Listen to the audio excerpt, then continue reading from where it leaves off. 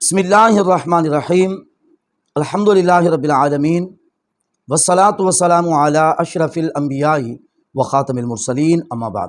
Doctor Zakir Naik کے programme کے اندر ایک نوجوان بچی نے سوال کیا، وہ جس علاقے سے تعلق رکھتی تھی اس نے پہلے اپنے علاقے کا پورا ایک معاشرتی خاکہ پیش کیا اور اس نے پورا تعارف کرایا کہ ہمارا علاقہ ظاہری عمل کے اعتبار سے پورا ایک مکمل اسلامی معاشرہ ہے کہ خواتین وہاں پر باپردہ رہتی ہیں، لوگ 5 وقت کے نمازی ہیں، نیک اعمال کرتے ہیں، ہفتہ وار اجتماع ہوتا ہے، وہاں پر تبلیغ ہوتی ہے، اللہ ازل کیا جو بھی باتیں اس نے کیں۔ تو آخر میں اس نے یہ سوال پوچھا کہ یہ ساری باتیں بتانے کے بعد میرا سوال یہ ہے، میرے معاشرے کے اندر سود چلتا ہے۔ وہ لڑکی کہتی ہے میرے معاشرے کے اندر زنا ہے، میرے معاشرے کے اندر نشہ چلتا ہے، شراب نوشی ہے، اور اسی کے اندر اس نے ایک اور گناہ کا بھی ذکر کیا جس کو آج کل کی زبان میں پیڈوفائل کا نام دیا جا رہا ہے۔ اس نے کہا کہ ایسا کیوں ہے کہ لوگ اتنے سارے نیک ہونے کے باوجود ایسا کام کرتے ہیں؟ معاشرہ اسلامی ہے پھر بھی یہ خرابیاں ہیں۔ جب اس نے یہ سوال کیا تو ساتھ اس نے کہا کہ علماء اس معاملے میں اپنا کردار ادا کیوں نہیں کرتے؟ ٹھیک ہے، سوال تھا، جتنا وہ جانتی تھی، جتنا اس کے پاس علم تھا، جو پوچھ سکتی تھی اس نے پوچھ لیا۔ اب ہوا یہ کہ ڈاکٹر صاحب گھبرا گئے کہ میں اس کو کیا جواب دوں کہ ہے ظاہری اعتبار سے اسلامی معاشرہ، لوگ نمازی ہو کر بھی اتنے برے معاملات کے اندر جکڑے ہوئے ہیں، تو کیا وجہ ہو سکتی ہے؟ وہ بیچارہ نہیں بتا سکا۔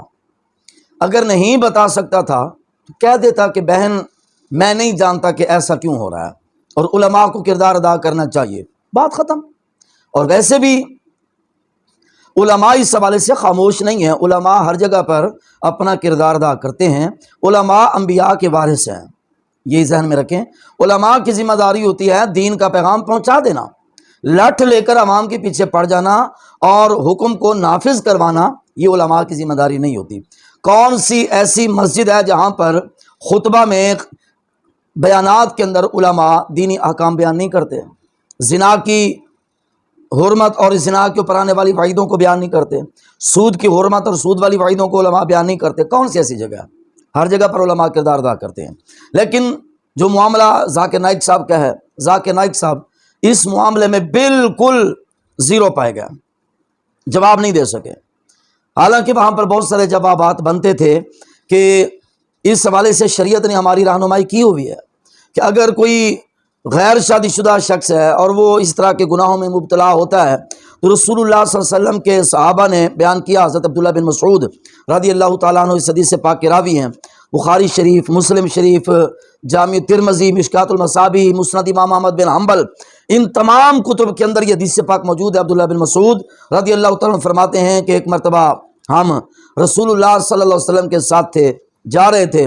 عبداللہ بن مسعود اپنی حالت بیان فرماتے ہیں کہ ہم چونکہ نوجوان تھے اور ہم اپنے آپ پر قابو نہیں پا سکتے تھے، تو محبوب علیہ السلام نے فرمایا کہ نوجوانوں، تم اگر نکاح کی ہمت طاقت رکھتے ہو، یعنی کہ اگر اپنی بیویوں کے خرچے وغیرہ اٹھا سکتے ہو تو نکاح کرو، اس لیے کہ نکاح آنکھوں کو جھکانے والا ہے، یعنی شرم اور حیا پیدا کر دیتا ہے۔ لیکن اگر تم نکاح کرنے کی ہمت اور طاقت نہیں رکھتے تو محبوب علیہ السلام نے ارشاد فرمایا پھر روزے رکھو۔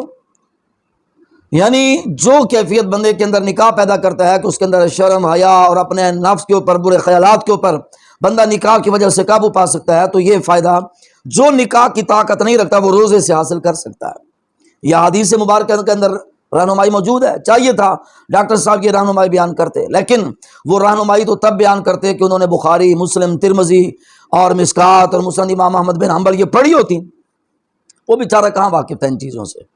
بجائے اس کے کہ وہ جواب دیتا، اس نے الٹا لڑکی کے اوپر حملہ کرنا اپنی عزت سمجھا۔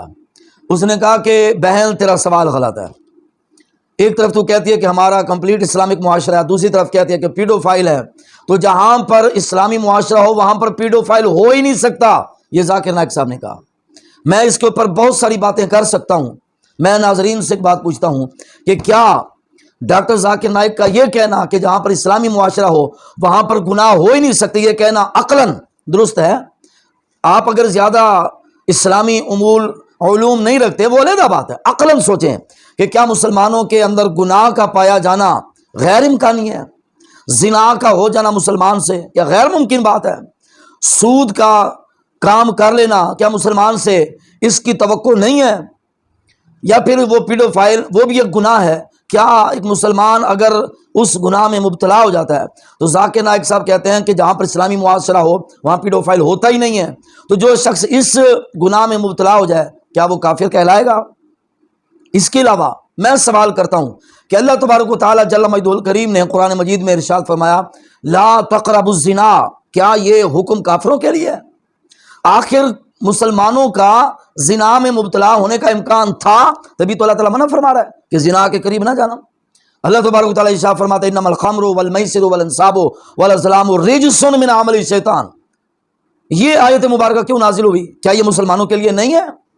آخر مسلمانوں کا شراب کے حرام ہو جانے کے بعد دوبارہ امکان تھا کہ مسلمان دوبارہ کہیں شراب نوشی میں مبتلا نہ ہو جائیں، کہیں جوے میں مبتلا نہ ہو جائیں.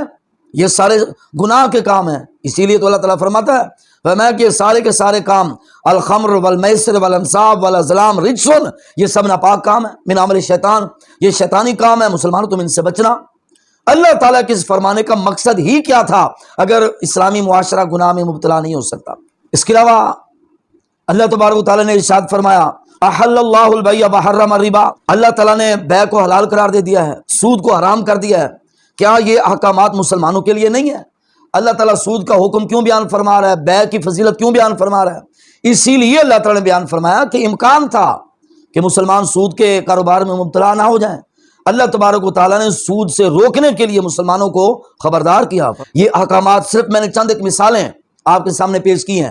اس طرح کی کتنی ساری باتیں بیان کی جا سکتی ہیں اور بتایا جا سکتا ہے کہ ایک مسلمان سے متوقع ہے گناہ کے اندر مبتلا ہو جانا.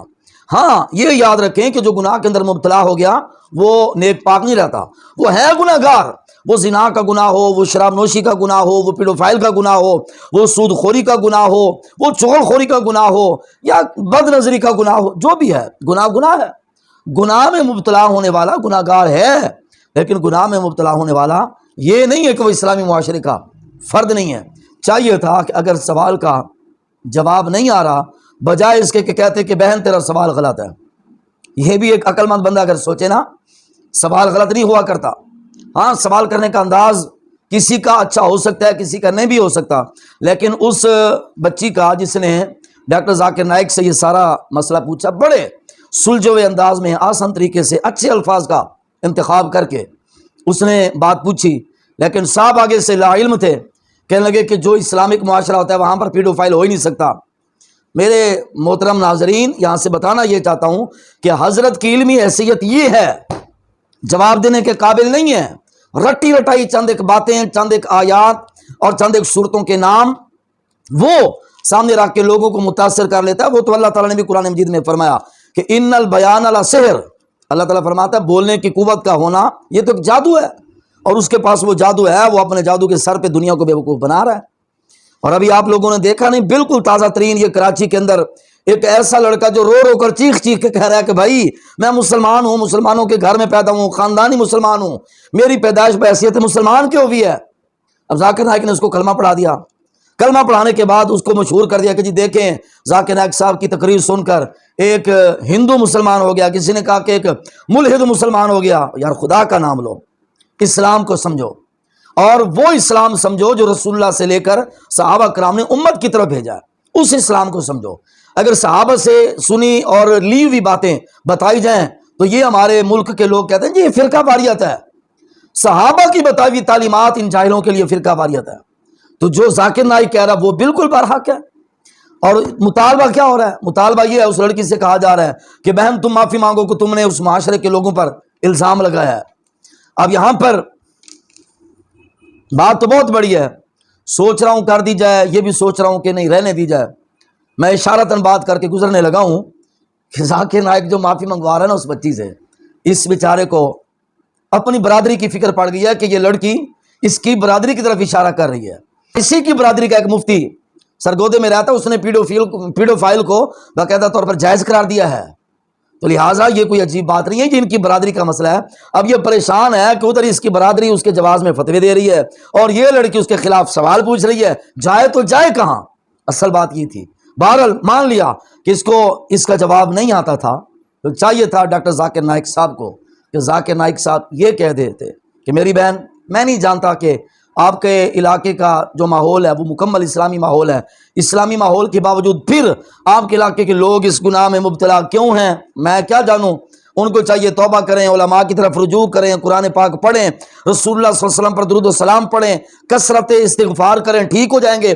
اللہ حضرت کے پاس کوئی بھی جواب دے دیتا، لیکن وہ گھبرا گیا کیونکہ لڑکی نے ڈنڈا اس کے سر میں مارا تھا۔ اگر یہ کہہ دیتا نا کہ میں نہیں جانتا تو اس کا بھلا تھا، اس لیے کہ حضرت عبداللہ بن مسعود، حضرت عبداللہ بن عباس، حضرت عبداللہ بن عمر، حضرت مولا علی رضی اللہ تعالیٰ عنہ اور حضرت سیدنا ابو الدرداء رضی اللہ تعالیٰ عنہ، اس کے علاوہ تابعین کی ایک بہت بڑی جماعت جن سے یہ بات منقول ہے، صحابہ بھی فرمایا کرتے تھے کہ اور تابعین بھی فرمایا کرتے تھے کہ اگر کوئی شخص اس سے کوئی سوال پوچھا جائے اور جواب میں وہ یہ کہہ دینا کہ لا ادری، کہ میں اس کا جواب نہیں جانتا، تو لا ادری کہہ دینا اس کے علم کی نفی نہیں ہے، یہ اس کی جہالت کی دلیل نہیں ہے، اس سے اس کی عزت کم نہیں ہوتی۔ اگر کسی شخص سے سوال پوچھ لیا جائے اور وہ کہہ دے کہ میں اس کا جواب نہیں جانتا، تو صحابہ بھی فرماتے ہیں اور تابعین کرام بھی فرماتے ہیں، امت کے بڑوں نے کہا ہے اور موطئ امام مالک کے اندر امام مالک نے بھی لکھا ہے کہ یہ کہہ دینا کہ میں نہیں جانتا یہ نصف علم ہے، یہ اگر کہہ دیتا نا تو اس کا علم بچ جاتا، لیکن یہ جاہل تھا، جاہل ہی رہا۔ اس نے اپنی جھوٹی عزت کا دھونک رکھنے کے لیے اس بچی کے اوپر دباؤ ڈالا۔ اب اس کے حوالے سے جو خبریں چل رہی ہیں، اللہ تعالیٰ اس بچی کی حفاظت فرمائے، یا اس طرح کا کوئی بھی معاملہ ہو، اللہ تعالیٰ ہمارے ملک کو ہر قسم کے فتنے، فساد، شر اور شرارت سے، فرقہ واریت اور انارکی کی آگ سے اللہ تعالیٰ میرے ملک پاکستان کو محفوظ رکھے۔ جاتے ہوئے گزارش کرنا چاہتا ہوں کہ ان جیسے سکالروں کے پیچھے مت چلو، بلکہ مصطفیٰ کریم علیہ الصلوۃ والسلام کے صحابہ کی پیروی کرو۔